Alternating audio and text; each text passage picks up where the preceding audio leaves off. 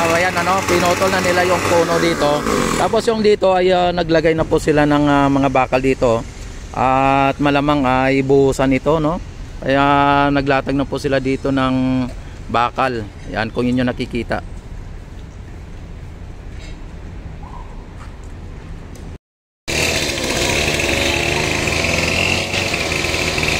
Yan.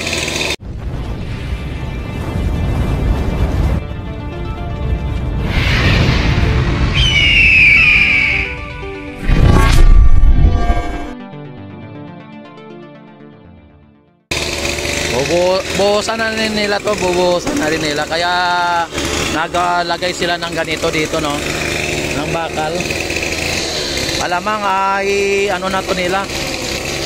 Buhusan na nila ito para sa ganon ay maging maayos na dito, no?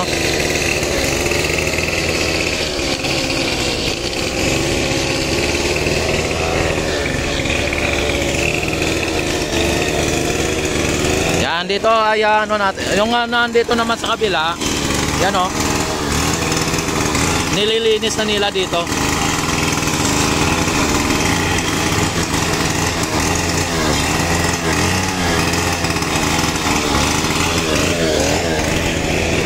Yan, tapos dito ay pwede tayo dito dumaan, punta doon sa dulo. Kasi linagyan na po nila dito ng ayan pintura. Pininturahan na po nila dito. Kaya malapit na po talaga ito matapos, mga bayan. Kapag may pintura na, ibig sabihin ay patapos na, mga bayan. Yan. At ko kayo dito. Mukha atang nag-umpisa na sila doon sa may sa may dulo papunta ng Ayala. Sir, malapit na to matapos, sir, nag-ano na rin sila doon sa papuntang Ayala? Naggagawa? Hindi pa? Wala pa. Sige, sige. Salamat. Ayan, nakita naman ninyo ay na dito, na pinturahan na dito, mga bayan.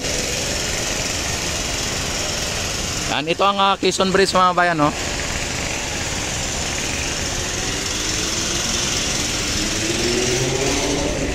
Yan, at silipin na din natin ang hagdanan dito. Ayan ang hagdanan. Yan, at nilinis na nila dyan. Pero hindi pa linis na linis. Yan, dito ay talagang pa dito, lalagyan pa nila dito ng lampos. Kasi inayos pa nila dito ang electrical. Yan, si sir ang expert sa electrical na yan. Tapos ang hagdanan dito, mga bayan, may linagyan nila ng caution or dito babala na bawal apakan kasi ang kinis, mga bayan, inano nila ng parang yung makintab siya. Yan. Tapos dito nilinis na rin nila dito sa ilalim, malinis. Unti-unti na nang nililinis. Pati dito nalinis na rin, Yan, nilinis na, malinis na dito, mga bayan. Tapos ang dito sa may Arroceros na kung ninyo nakita, yan may doon, yan, kung makapunta tayo doon, tingnan natin, silipin natin doon. Yan, dito ay may pintura na rin. May pintura na rin dito, mga bayan. Dito ba ay na dito, kumbaga 95% complete na to dito. Ayan. At pwede tayo makapunta doon sana. Sir, yan yan. Yan, ang ganda na dito, mga bayan. Kung inyo nakikita ay talagang konti na lang ay tapos na ito.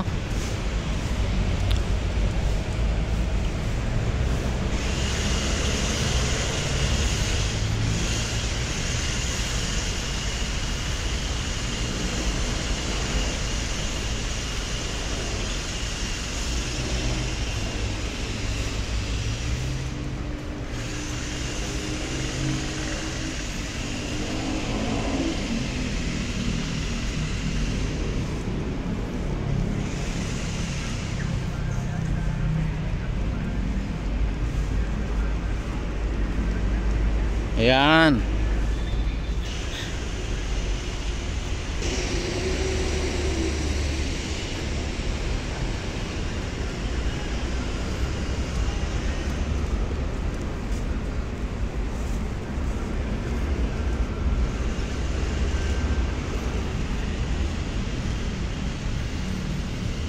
Daming mga water lily na naanod mga bayan, no? Pero makita ninyo walang mga basura mga bayan, walang hindi katulad dati na kapag may mga ganito ay may mga basura na naanod. Pero ngayon mga bayan, no, daming mga ibon na lumilipad, no?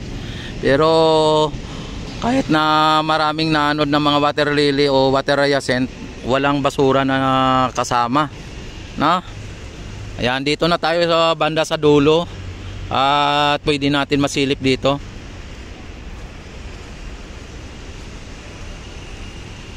Ayan, oh, may dumaan pa na ano. Yan, wala pa, hindi pa dito ginagalaw, ano? Wala pa. Yung dito sa ano.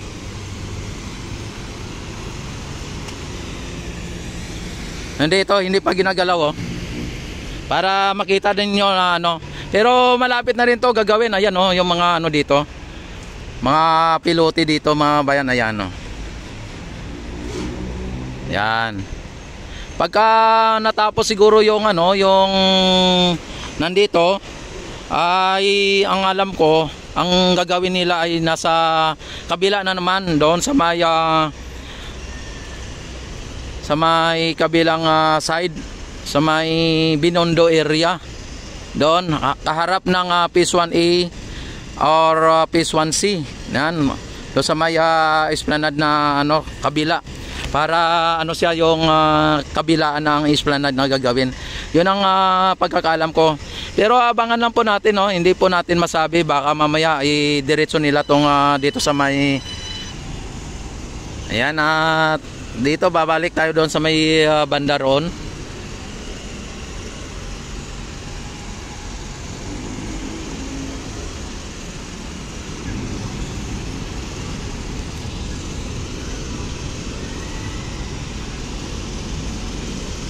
Yan, ilang araw na lang po dito ay tapos na po ito, no? Yung ano na to, yung esplanade na ito mula ng Ceros.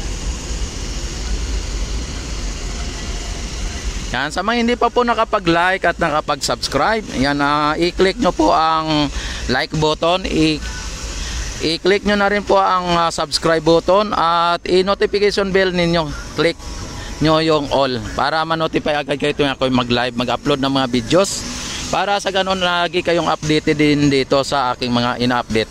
Ayan, maraming salamat sa mga nag-like at mga nag-subscribe.